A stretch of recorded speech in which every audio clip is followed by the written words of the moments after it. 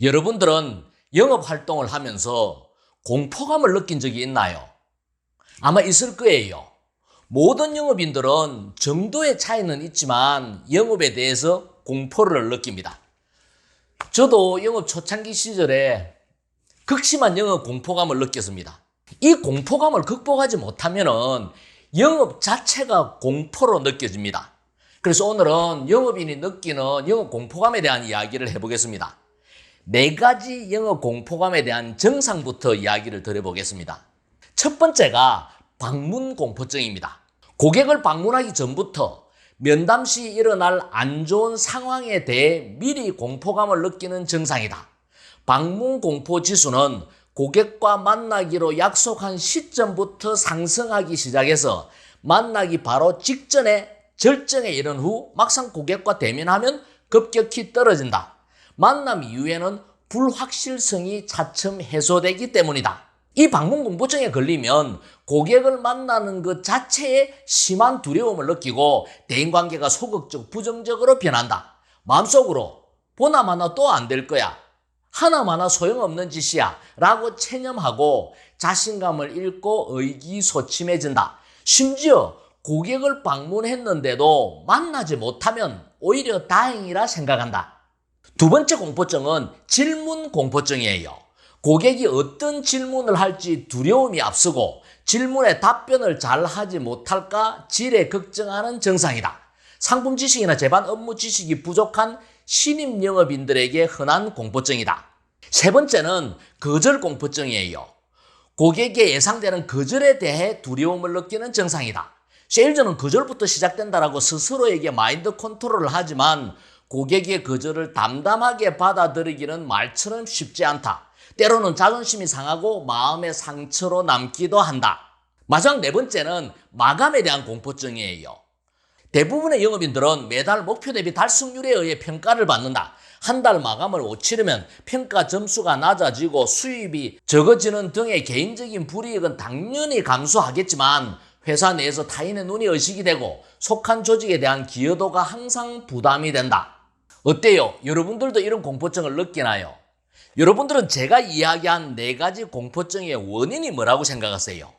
이 공포증의 원인은 결과에 대한 불확실성이에요. 확정되지 않은 결과에 대해서 공포감을 느끼는 거예요. 방문 공포증은 방문해서 안 좋은 일이 생길까 지레 걱정을 하는 증상이죠. 질문은 고객이 어떤 질문을 할까 그 불확실성에 대한 공포감이에요. 거절도 마찬가지예요. 심하게 거절을 당하지 않을까라는 그런 걱정을 하는 거예요. 마감은 한 달 마감을 최선을 다했는데도 불구하고 결과가 좋지 않을까 공포감을 느끼는 거예요. 이 모든 게 결과의 불확실성 때문에 나타나는 거예요. 그리고 이 공포증은 상황을 대하는 내 마음의 문제예요. 그래서 지금부터는 이 공포증을 어떤 마음으로 극복할 것인가에 대해서 이야기를 해보겠습니다.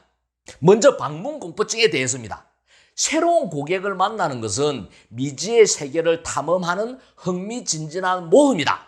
고객과의 만남을 재미로 생각하고 그것을 즐기려는 마음 자세를 가져야 한다.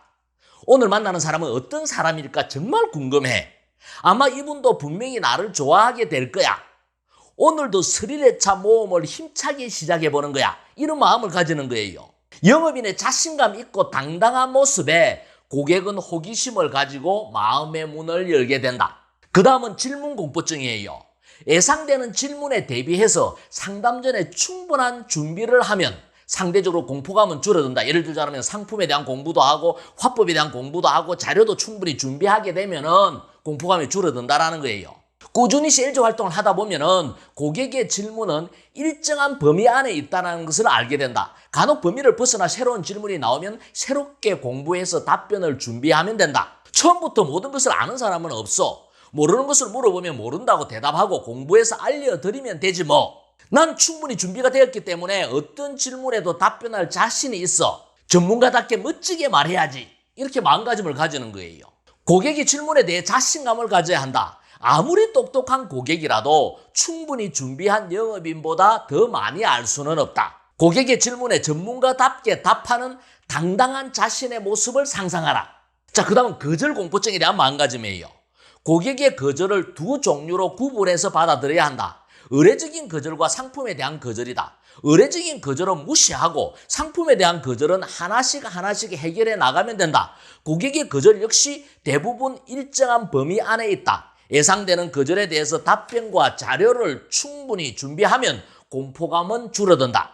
고객이 거절을 했을 때 내 마음속으로 자, 이제부터 시작이야. 전문가답게 하나씩 해결해 나가 보자.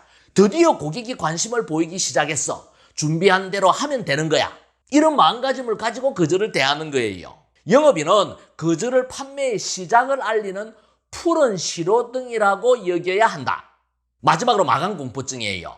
모든 영업인들은 정도의 차이는 있지만 마감에 대한 중압감을 가지고 있다. 마감은 학창시절의 시험과 같은 것이다. 시험을 목표로 공부를 하듯이 마감을 목표로 긴장감 있는 활동을 해야 한다. 마감을 흥미진진한 경주라고 생각을 해야 한다. 장기적인 목표를 달성하기 위해서는 목표를 세분화시켜 과정 관리를 해야 한다. 주간, 월간 목표가 없으면 나태해지고 실적도 저조해져서 궁극적인 목표에 도달할 수 없을 것이다. 마감의 순기능을 긍정적으로 받아들여야 한다. 마감을 대하는 마음가짐이에요. 마감은 스릴에 찬 모험이야. 이번 달도 목표 지점을 향해 힘차게 한번 달려보는 거야. 지난달은 성적이 부진했지만 이번 달은 목표를 초과 달성해서 우수사원 시상을 꼭 받아야겠어. 프로 영업인은 마감에 대한 긴장감을 즐길 줄 아는 사람이에요. 자, 이 공포감은 상황을 대하는 내 마음의 문제다라는 거거든요. 방문 공포증은 고객을 만나는 것 자체를 재미라고 생각하고 즐기려는 마음을 가지면 방문 공포증은 없어지는 거예요. 질문 공포증은 어때요? 질문에 대한 대비를 철저히 하면 되는 거예요. 상품 공부도 열심히 하고 자료도 만들고 화법도 준비하면 질문에 대한 공포증은 없어지는 거예요. 고객이 질문에 대해서 멋있게 답변하는 전문가다운 모습을 상상하는 거예요. 거절에 대한 공포는 어때요? 거절을 판매 프로세스의 일부다라고 생각을 해야 돼요. 당연히 거치는 과정이다라고 생각하고 받아들여야 된다는 거예요. 마감에 대한 공포 역시 마찬가지죠. 마감이라는 게 뭐예요? 기한이 정해져 있는 정량적인 목표예요. 마감이 없는 영업은 꼬린 지점이 없이 달리기를 하는 거하고 똑같은 거예요. 이걸 즐겨야 돼요. 결국 영업인이 느끼는 이 공포는 상황을 대하는 내 마음의 문제예요. 그래서 영업인은 마음의 근육을 키우는 운동을 일상 속에서 지속적으로 해야 돼요. 여러분들은 영업을 하면서 얼마나 많은 거절을 당하고 있나요? 또 거절을 당했을 때 마음이 어때요? 오늘은 영업인들이 거절을 어떻게 받아들여야 하는지, 또 거절을 어떻게 극복해야 되는지에 대해서 이야기를 해보겠습니다. 모든 세일즈는 거절에서부터 시작된다. 100명의 고객에게 상품을 권유하면 90명은 아니요, 10명은 절대 아니요 라고 답한다. 세일즈를 못하는 사람은 세일즈를 잘하는 사람이 엄청난 노하우를 가지고 있다고 착각하는 경향이 있다. 천만의 말씀이다. 가장 큰 차이는 거절을 대하는 마음의 자세다. 세일즈를 잘하는 사람은 거절을 일상으로 여긴다. 어때요? 여러분도 거절을 일상으로 여기고 있나요? 아니면은 사소한 거절에도 마음 아파하나요? 영업을 잘하는 사람들은 거절을 세일즈 프로세스의 하나의 과정이다라고 생각하고 담담하게 일상으로 받아들인다라는 거예요. 여러분들이 매일 전화로 거절을 하는 텔레마케터들의 콜 대비 판매 성사율은 얼마나 될 것 같아요? 텔레마케터의 콜 대비 판매율은 얼마가 될까? 업종에 따라서 차이는 있겠지만 평균 2% 정도다. 언젠가 세일즈를 잘하는 텔레마케터와 이야기를 나눈 적이 있다. 그녀의 판매 성공 확률은 3% 정도라고 했다. 100명에게 전화를 하면 3건의 계약을 한다는 것이다. 내가 그녀에게 하루의 목표를 물으니 제 목표는 거절을 가장 많이 당하는 것입니다 하고 웃으면서 말했다. 그녀는 스스로 거절의 목표를 정하고 그 목표를 달성하면 자신에게 상을 준다고 했다. 100건 단위로 작은 상, 커피나 아이스크림, 맛있는 식사 등을 주고 1000건 달성 시에는 큰 상, 옷을 산다든지 화장품, 생활용품 등을 주고 10,000건을 거절을 당할 시에는 해외여행을 간다고 했다. 나는 그 이야기를 듣고 그녀가 새롭게 보였다. 이것이 그녀의 세일즈 노하우이자 성공 비결이다. 세일즈로 성공하기 위해서는 거절에 익숙해져야 한다. 또한 거절을 당해도 감정의 동요가 없어야 한다. 거절은 나에 대한 거절이 아니라 내가 파는 상품에 대한 거절이다. 한 건의 실적을 만들기 위해서는 여러 번의 시도를 하고 수많은 거절을 거쳐야 한다. 몇 번의 시도가 실패했다고 해서 세일즈 자체가 실패하는 것은 아니다. 프로 영업인은 수없이 시도해서 수없이 실패해도 그 실패가 치명적인 실패로 남지 않도록 계속 노력하는 사람이다. 영업을 잘하기 위해서는 거절을 받아들이는 마음가짐이 달라야 된다는 거예요. 거절을 일상으로 담담하게 받아들여야 된다는 거예요. 거절을 당해도 감정의 동요가 없어야 된다는 거예요. 또한 거절을 나 자신에 대한 거절과 상품에 대한 거절로 구분해서 받아들여야 된다는 거예요. 의례적인 거절은 나 자신에 대한 거절이 아니고 상품에 대한 거절이거든요. 물론 이렇게 받아들인다는 게 말같이 쉽지 않다라는 것을 제 자신이 누구보다도 충분히 잘 알고 있습니다. 그렇지만 지속적으로 노력을 해야 된다는 거예요. 저에게 거절에 대한 정의를 내려보라라고 이야기를 한다면 저는 거절이란 푸른 신호등에 손을 흔들고 다가오는 반가운 친구다라고 거절의 정의를 내릴 수 있을 것 같아요. 푸른 신호등은 시작을 알리는 신호예요. 거절은 영업의 시작이거든요. 그래서 거절을 반갑게 받아들여야 된다는 거예요. 거절을 공포의 대상으로 여길 것인가 반가운 친구로 여길 것인가는 결국 여러분들의 선택입니다.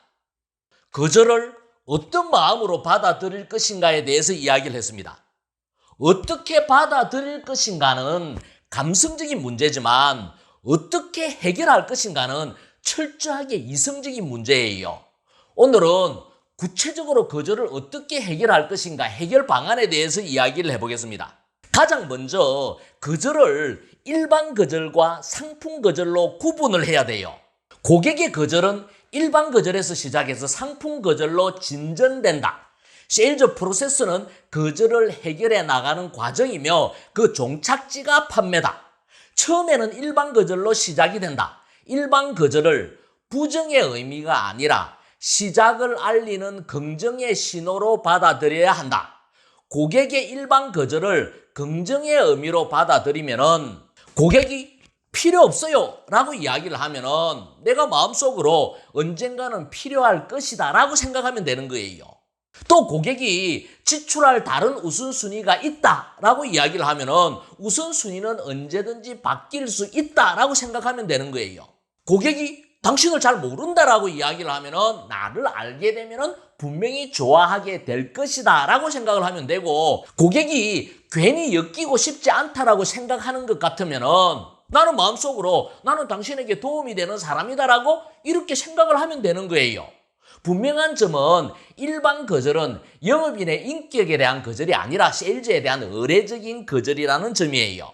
이거 대단히 중요한 거예요. 의례적인 거절은 의례적으로 받아들이면 된다라는 거예요. 고객이 필요 없다라고 이야기를 하면은 언젠가는 필요할 것이다. 그렇잖아요. 우산이 지금 당장 필요하나요? 비가 오면 필요한 거잖아요. 여러분들 집에 있는 비상약이 지금 당장 필요한가요? 그렇잖아요. 그렇지만 비상약은 필요한 거잖아요. 언젠가는 필요할 것이다라고 내가 생각을 하면 되는 거예요. 고객이 돈이 없다라고 이야기를 하면 돈이 없다라는 것은 어떤 의미예요? 진짜 돈이 없다라는 게 아니라 지출할 다른 우선순위가 있다라는 거예요. 그렇게 이야기를 한다라면 시급하다라는 것은 생각이 바뀔 수도 있는 거예요. 건강이 지금 최고 시급한 지출 우선순위가 될 수도 있는 거고, 노후에 대한 준비가 지금 최고 우선순위가 될 수도 있는 거예요. 이 생각은 바뀔 수도 있는 거거든요.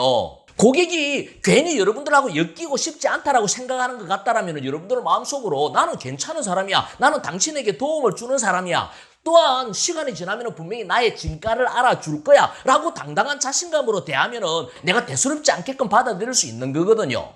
여러분들이 애들이 투정을 할 때 의례적으로 받아들이듯이 내가 옳다라는 생각을 가진다라면 고객의 일반적인 거절은 의례적으로 받아들일 수 있는 거예요. 문제는 상품에 대한 거절이에요. 그래서 일반 거절에서 상품 거절로 진전시켜 나가야 돼요.